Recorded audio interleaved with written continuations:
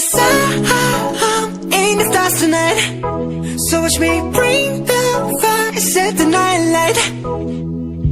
Shoes on, get up in the morning, cup of milk, let's rock and roll. Kink out, kick the drum. Bismillahirrahmanirrahim. Assalamualaikum warahmatullahi wabarakatuh. Pada saat ini saya akan menjelaskan tentang PowerPoint saya yang telah saya buat yang berjudul Fungsi bimbingan dan konseling. 1. Fungsi pemahaman. Melalui fungsi ini, pelayanan bimbingan dan konseling dilaksanakan dalam rangka memberikan pemahaman tentang diri klien atau siswa beserta permasalahannya dan juga lingkungannya oleh klien itu sendiri dan oleh pihak-pihak yang membantunya dan membimbingnya. Fungsi pemahaman yang dimaksud yaitu bimbingan yang menghasilkan pemahaman tentang sesuatu oleh pihak-pihak tertentu sesuai dengan keperluan pengembangan siswa. Pemahaman ini mencakup pertama, pemahaman tentang diri siswa terutama oleh siswa itu sendiri, orang tua, guru dan guru. Kedua, pemahaman tentang lingkungan siswa termasuk di dalamnya lingkungan keluarga dan sekolah, terutama oleh siswa itu sendiri, orang tua, guru dan guru pembimbing. Ketiga, pemahaman tentang lingkungan yang lebih luas, termasuk di dalamnya informasi, pendidikan, jabatan, pekerjaan atau karir, dan informasi, budaya atau nilai-nilai terutama oleh siswa. 2. Fungsi preventif, yaitu fungsi yang berkaitan dengan upaya konselor untuk senantiasa mengantisipasi berbagai masalah yang mungkin terjadi dan berupaya untuk mencegahnya supaya tidak dialami oleh konseli. Melalui fungsi ini, konselor memberikan bimbingan kepada konseli tentang cara atau kegiatan yang membahayakan dirinya. Adapun teknik yang dapat digunakan adalah pelayanan orientasi, informasi, dan bimbingan kelompok.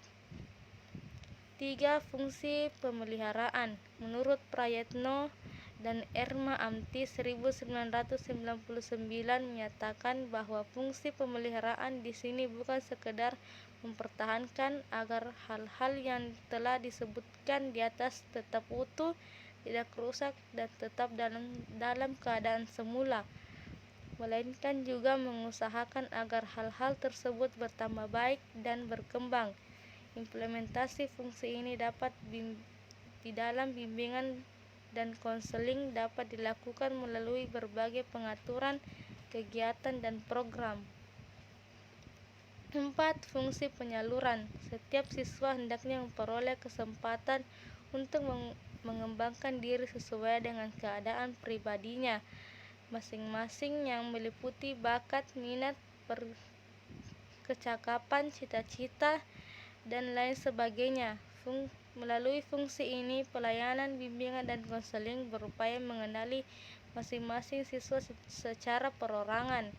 Selanjutnya, memberikan bantuan menyalurkan ke arah kegiatan atau program yang dapat menunjang tercapainya perkembangan yang optimal.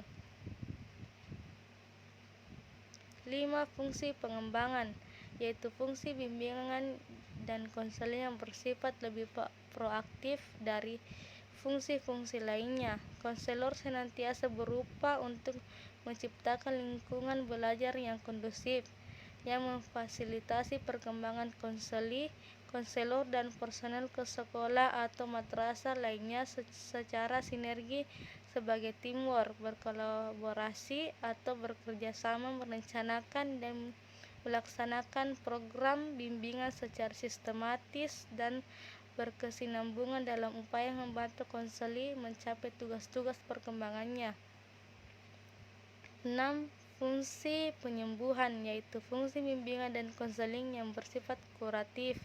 Fungsi ini berkaitan erat dengan upaya pemberian bantuan kepada konseli yang telah mengalami masalah, baik menyangkut aspek pribadi, sosial, belajar, maupun karir. Teknik yang dapat digunakan adalah konseling dan paramedical teaching. 7. Fungsi adaptasi, yaitu fungsi membantu para pelaksana pendidikan, kepala sekolah atau madrasah dan staf, konselor dan guru untuk menyesuaikan program pendidikan bertahap latar belakang pendidikan, minat, kemampuan, dan kebutuhan konseli. 8.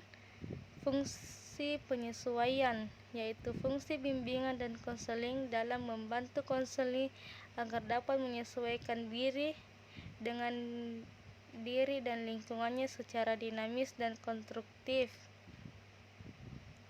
9. Fungsi perbaikan, yaitu fungsi bimbingan dan konseling untuk membantu konseli hingga dapat memperbaiki kekeliruan dalam berpikir, berperasaan, dan bertindak atau berkehendak. Konselor melakukan intervensi, memberikan perlakuan terhadap konseli supaya memiliki pola berpikir yang sehat, rasional, dan memiliki perasaan yang tepat sehingga dapat mengantarkan mereka kepada tindakan atau kehendak yang produktif dan normatif. 10. Fungsi fasilitasi, memberikan kemudahan kepada konseli dalam mencapai pertumbuhan dan perkembangan yang optimal, serasi, selaras, dan seimbang seluruh aspek dalam diri konseli. 11. Fungsi pemeliharaan, yaitu fungsi bimbingan dan konseling untuk membantu konseli supaya dapat menjaga diri dan mempertahankan situasi kondusif yang telah tercipta dalam dirinya. Fungsi ini memfasilitasi konseli agar terhindar dari kondisi-kondisi yang menyebabkan penurunan produktivitas diri. Oke, itulah yang bisa saya jelaskan.